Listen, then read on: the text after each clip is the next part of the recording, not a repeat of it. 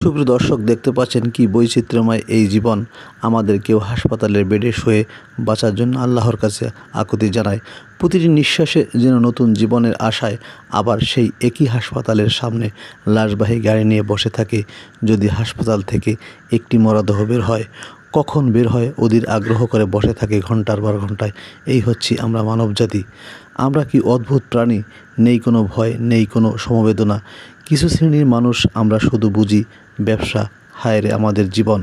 আবার কারো চোখ ভিজে যায় প্রিয় মানুষটিকে চিরদিনের জন্য হারানোর সমবেদনায়। এভাবেই একই জায়গায় একই সময়ে কারো পৌষ মাস, কারো সর্বনাশ। জীবন বড় অদ্ভুত। তাই কান্না আর হাসির মাঝেই আমাদের এই বৈচিত্র্যময় পৃথিবী বড়ই নিষ্ঠুর।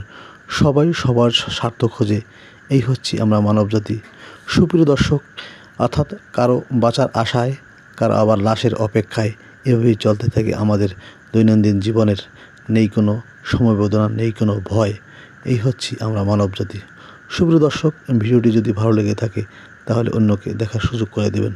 সবাইকে অসংখ্য ধন্যবাদ জানিয়ে বিদায় নিলাম। খোদা হাফেজ।